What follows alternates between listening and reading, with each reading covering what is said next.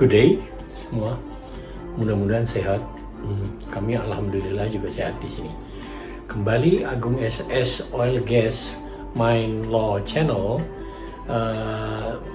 hendak memberikan presentasi, semacam presentasi atau tukar pandangan terkait dengan masalah yang hangat, yaitu Indonesia di tengah hegemoni USA dan Republik Rakyat Cina. Nah, ini sangat menarik karena kita semua mengetahui bahwa pada bulan sekitar Oktober-September 2013 itu Presiden Republik Rakyat Cina yaitu Xi Jinping itu memperkenalkan ambisi dari negara tersebut sebagai satu negara yang emang pernah menjadi negara adidaya di zamannya dinasti-dinasti. Itu mereka hendak menghidupkan kembali Silk Road, jalur sutra mereka, ya kan, dengan istilah obor, one belt one road, ya kan. Nah, kurang lebih istilah itu jadi dirubah menjadi Belt Road Initiative, ya kan, karena mungkin dianggap oleh negara-negara barat, mereka bereaksi bahwa sangat ambisi, takutnya bukan hanya perebutan kekuasaan ekonomi, tetapi juga terkait dengan perebutan pengaruh kekuasaan militer. Nah, kita lihat bahwa dari peta yang telah dibuat, nah ini petanya, itu kita lihat bahwa di dalam peta itu kelihatan sekali bahwa ambisinya itu membuat jalan dari Cina itu ke Pakistan, itu terus dilalui ke Turki. Ini jalan jalan semacam jalan tol ataupun kereta api. Itu mereka akan membuat jalan panjang ini, itu one belt one road itu, ya kan, ke Eropa, ya kan, ke Egypt, ke Saudi Arabia, sampai akhirnya juga menelusuri daerah-daerah termasuk ke Indonesia, Malaysia, dan kembali ke Cina di mana ada pelabuhannya. Nah, ini ambisi mereka itu adalah untuk keluar masuknya jalur ekspor maupun impor, keluar masuk daripada barang-barang produksi mereka itu diharapkan bisa membantu mereka untuk menyalurkan atau tercapailah keinginan mereka untuk membuat jalur sutra di abad modern ini. Nah, sebagaimana kita ketahui, itu kita mengerucutkan kepada itu hanya beberapa pokok saja. Nah, itu infrastruktur itu kalau dia berbentuk jalan cepat atau kereta, itu yang diperkenalkan, kita lihat dari media yang ada, itu diperkenalkan sebagai turnkey project, di mana penggelontoran dana untuk pembiayaan daripada proyek infrastruktur jalan maupun kereta api cepat, itu mereka menyediakan gelontoran uang yang signifikan besar, di mana dicairkannya itu melalui satu bank. Jadi mereka di setiap negara mungkin membentuk bank cabang mereka, ya. Jadi tergantung infrastruktur apa yang dibangun. Nah, kita mungkin hanya konsentrasi kepada infrastruktur persaingan antara Amerika dan Amerika dengan Republik Rakyat Cina, khususnya di Indonesia, ya. Kalau di beberapa negara itu sudah ada konstruksinya seperti turnkey project juga, di mana intisarinya sudah lebih daripada 65 negara lebih, ya kan, bergabung untuk ikut terlibat di dalam agenda daripada obor ini, di mana masing-masing negara juga mempunyai agendanya sendiri, di mana dia juga membutuhkan dana untuk membangun infrastruktur di negara mereka. Jadi dari mulai jalan cepatnya, kereta api cepat, termasuk juga pelabuhan-pelabuhan. Nah, ini pihak Republik Rakyat Cina melalui banknya itu bersedia untuk menggelontorkan uang dana 100% dari mereka, ya kan? Tentunya dengan perjanjian jaminan.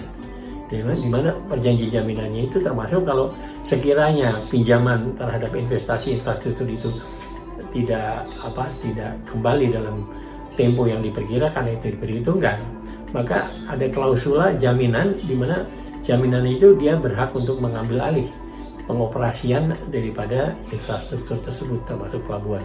Ya kan, itu yang sudah terjadi kita lihat di Sri Lanka, mereka udah kesulitan sehingga akhirnya dieksekusi pengambilan alihannya maksudnya pengambilan alihan operasinya ya, sehingga akhirnya pihak BUMN, perusahaan BUMN atau swasta dari investor Republik Rakyat Cina lah yang akan mengoperasikan sampai kembalinya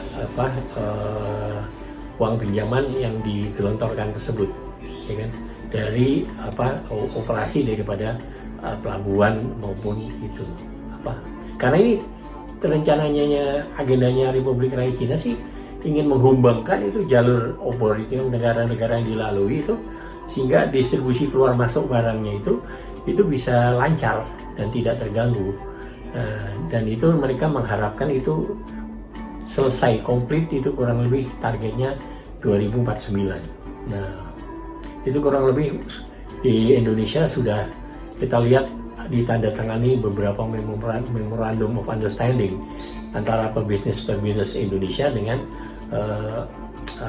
Republik Rakyat Cina, baik melalui investor Cinanya, BUMN, atau melalui swastanya. Dan itu implementasi dari memorandum atau penjajakan daripada perjanjian tetapnya itu nanti akan dirundingkan mengenai persyaratan. Kita lihat untuk misalnya PT kereta api cepat Jakarta Bandung. Nah, ini kita lihat dibentuklah suatu konsorsium nampaknya, konsorsium dari BUMN mereka dan BUMN kita. Nah, kurang lebih dibentuk joint venture. Nah, joint venture itu nanti akan menandatangani satu perjanjian, dalam hal ini turnkey project yang intisarinya EPIC itu, Engineering, Procurement, and Commissioning. Nah, kita lihat seperti itu. Itu kontraktor yang melaksanakan adalah High Speed Railway Contractor Consortium yang mengadakan perjanjian kontrak EPC, Engineering, Procurement, Construction, ya model borongan atau turnkey project lah, begitu. Di Indonesia kita lihat ada beberapa proyek yang sudah dilaksanakan. Kebetulan kan pemerintah sekarang kebijakannya emang mempunyai program untuk membuat infrastruktur ya, untuk menghubungi daerah-daerah antara pulau, termasuk juga pelabuhan-pelabuhannya, ya kan? Nah, sehingga nampaknya punya kesamaan pandangan. Cuman kalau Republik Rakyat Cina pandangannya itu ke seluruh penjuru wilayah dunia yang dilalui oleh jalur obor, sedangkan kalau Indonesia misalnya khusus untuk menyambung pulau-pulaunya yang terpencar-pencar, ya kan, di mana dibutuhkan infrastruktur, ya kan, untuk bisa memudahkan jalur ekonomi di antara pulau-pulau tersebut, ya kan. Nah, kita lihat bahwa misalnya di pertambangan tadi kan jalan nih, dari ada kereta api cepat, ya kan, seperti kalau nggak salah Jakarta Bandung. Nah, itu kan ada penggelontoran uang, ya kan. Jadi artinya gini, pendanaan pinjamannya 100% daripada Republik Rakyat Cina melalui bank-banknya ya, bank BUMN mereka, ya kan. Jadi misalnya China Construction Development Bank misalnya, atau apapun lah, ya kan. Nah, itu mengenai pembiayaannya. Nanti kontraktornya sendiri adalah kontrak antara perusahaan BUMN atau swasta daripada investor Cina lah, yang dari Republik Rakyat Cina. Nah, itu perjanjiannya itu mungkin didahului dengan perjanjian G2G antara pemerintah dengan pemerintah, ya kan, ya kan. Dan itu dengan semua negara dia punya perjanjian model itu, tapi tentunya masing-masing negara beda-beda ya. Dan nampaknya Republik Rakyat Cina targetnya dia tidak terlalu melihat yang dilalui itu prinsip ideologinya dari negara tersebut, demokrasi atau tidak segala macam, itu bukan urusan daripada Republik Rakyat Cina. Yang penting bagi dia adalah membangun jalur sutra modern tersebut untuk bisa memudahkan keluar masuknya barang-barang industri mereka, maupun bisa menyalurkan tenaga kerja mereka yang ada di Cina yang kurang lebih penduduknya 1,4 miliar, ya kan? Nah, setiap negara pasti punya agendanya tentunya bikin infrastruktur, ya kan? Infrastruktur di mana dia nggak punya dana, disediakan dananya 100% dari Republik Rakyat Cina itu, ya kan? Nah, itu ada yang pro, ada kon gitu, ya kan? Artinya takut nanti kejebak dengan utangnya yang makin bengkak, ya kan? Itu setiap negara pasti punya pikiran itu, tapi kebutuhan untuk adanya infrastruktur juga nampaknya mendesak. Nah, sehingga jalan paling gampang ya ikut jalurnya, ikut nebeng jalurnya One Belt One Road tadi, ya kan? Nah, kalau di Indonesia di dalam bidang pertambangan misalnya, nah itu nampaknya terjalin kerjasama itu. Malah salah satu perusahaannya itu namanya Silk Road gitu loh, dari perusahaan Cina itu kan. Silk Road kan jalur sutra, ya kan? Nah, jadi dan kalau di pertambangan yang menariknya, mungkin yang bisa ada ketemu, chemistry-nya ketemu adalah bahwa sesuai dengan Undang-Undang Nomor 3 Tahun 2020 ya, itu yang merupakan perubahan daripada Undang-Undang Nomor 4 Tahun 2009, itu kan kurang lebih kebijakan dari pemerintah itu melalui undang-undang itu, ya undang-undang kan produk politik daripada DPR, ya kan, sama pemerintah itu menghendaki agar bahan mentah galian itu jangan hanya diambil dari bumi begitu aja terus diekspor kepada negara investor tadi yang membutuhkan, ya kan, tetapi juga diproses. Nah, pemrosesannya itu dikenal di dalam pertambangan namanya smelter, dan rupanya Republik Rakyat Cina menyetujui untuk membangun smelter. Karena biasanya kalau perusahaan tambang itu menghitung-hitung dulu, artinya kalau bikin smelter kan ibaratnya tukang jahit. Nah, tapi kan harus ada yang jahit, artinya harus ada yang pesan untuk dijahit. Jadi kalau infrastruktur itu dibangun, pasti membutuhkan ahlian tambang untuk diproses di situ untuk jadi sesuatu produk tertentu. Iya, kalau ada, kalau umpamanya nggak ada, kalau kekurangan kan nggak balik modal. Nah, tapi Republik Rakyat Cina nampaknya setuju akan hal itu, ya kan, untuk membangun smelter tadi, ya kan. Nah, tentunya dengan insentif tertentu, termasuk jangka panjang dari pengembalian investasi itu. Misalnya kalau udah pakai smelter, perjanjian izin, kalau sekarang kan izin ya, izin usaha pertambangan, tadinya kan kontrak karya ya. Nah, kalau izin usaha pertambangan itu ada jangka waktu 20 tahun misalnya, terus bisa diperpanjang 10 tahun 2 kali gitu kan. Nah, itu kalau untuk khusus kalau smelternya juga ikut dibangun, dia yang bangun, ya kan. Nah, itu jangka waktunya diberikan jangka waktu 30 tahun gitu, dengan perpanjangan 2 kali 10 tahun misalnya kan. Jadi kalau dijumlahkan 30 tambah 20 50 tahun gitu loh, ibaratnya kayak begitu. Karena kan itu artinya kembali investasinya kembali, ya kan, return of investment-nya balik, tapi juga ada untungnya, profitnya kan. Nah, kalau dari pemerintah sendiri itu tentunya setiap negara membutuhkan budget, membutuhkan membutuhkan pendapatan negara, ya kan. Nah, diharapkan kalau dari Indonesia ada aktivitas pertambangan ini yang kurang lebih bisa ada pemasukan daripada pajak-pajak yang lahir dari kegiatan pertambangan tersebut, ya. Nah, itu jadi smelternya tadi yang menarik untuk bisa dibangun, karena kalau seperti kontrak karya yang ada misalnya di satu perusahaan pertambangan itu, kalau di dalam kontrak karyanya biasanya kan 5 tahun setelah produksi diharapkan bisa membangun smelter, tapi juga diperhitungkan secara ekonomisnya tadi, artinya harga tambang dan yang mesen untuk diproses di situ itu siapa aja. Nah, sehingga artinya yang membangun smelter itu kan membutuhkan balik investasi yang sudah ditanam. Kalau dia pinjam dari bank, dia harus mengembalikan, mungkin tambah bunganya segala macam kan. Jadi ibaratnya itu harus diperkirakan semua, ya kan. Nah itu di dalam pertambangan. Nah tapi selain barang-barang modalnya di capital expenditure-nya itu nampaknya kelihatan terindikasi daripada yang sering kita lihat di media sosial itu bahwa tenaga kerja untuk di pertambangan tadi, misalnya nikel di Sulawesi kalau saya, nah itu perjanjiannya itu kesepakatannya adalah salah satu terindikasi bahwa pegawai-pegawainya bukan hanya yang skill aja, yang non skill juga dipekerjakan di tambang, perusahaan tambang tadi untuk kegiatan eksplorasi, eksploitasi, ya kan, konstruksi, produksi, sama sekalian sampai ke smelternya. Nah itu mereka mengharapkan adanya tenaga kerja dari negara Republik Rakyat Cina itu untuk juga bisa terserap di situ. Itu dealnya. Jadi leverage untuk perundingan itu kan kebutuhannya gimana gitu. Untuk negara seperti di Indonesia gitu, ya kan? Oke, kita butuh dananya, kita butuh tambangnya, artinya untuk jadi pemasukan, artinya. Tapi gimana dengan orang-orangnya?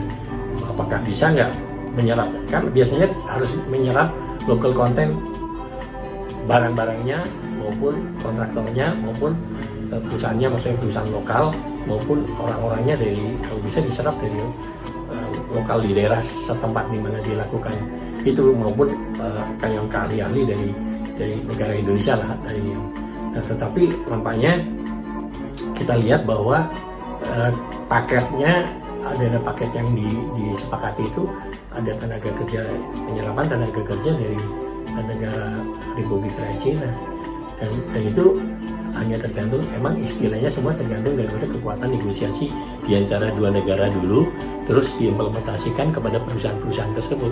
Jadi investor dalam pertambangannya, investor di dalam perbankannya, nah itu semua gitu. Jadi intisarinya itu satu dalam pertambangan.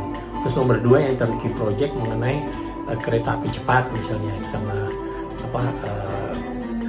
jalan tol gitu kan. Nah itu kalau seperti kita bandingkan lah, misalnya seperti kalau di MRT di daerah Haji Nawi sini, Cipete Fatmawati, nah itu kan penyerapan tenaga kerja Jepang itu kan jarang, hanya skill yang nggak ada, yang belum bisa dilakukan oleh orang Indonesia, nah itu orang Jepang tenaga ahlinya. Tapi kalau yang pekerja-pekerja yang bisa dilakukan oleh pekerja Indonesia sendiri itu diserap, artinya menyerap tenaga Indonesia. Nah itu bedanya. Makanya kalau ini kan lebih ke arah paket turnkey project. Jadi uangnya dari dia, barangnya dari dia, orangnya dari dia, ya kan? Jadi maksudnya dari negara tersebut gitu kan. Tapi itulah yang terjadi, dan pada saat ini itu pilihannya mungkin yang terbaik. Nah, persaingannya kan, persoalannya nih hegemoni antara Amerika dan Cina di daerah Indonesia gitu kan. Nah, itu kita lihat bahwa misalnya persaingannya dalam bidang apa sih kalau antara Republik Rakyat Cina dengan Amerika di sini untuk bisa pengaruh, mereka berusaha untuk berebutan pengaruh lah, ya kan? Nah, itu misalnya di dalam pertambangan, di dalam perminyakan, itu mereka bersaing, ya kan? Nah, kalau di dalam untuk menjamin keselamatan perairan Indonesia misalnya, baru-baru ini kita lihat Republik Rakyat Cina kan dia punya mengklaim bahwa sebagian dari daerah perairan di Natuna itu adalah milik dia, masuk dalam petanya dia, peta yang dipakai dari dinasti yang dulu, ya kan? Nah itu akan berbenturan dengan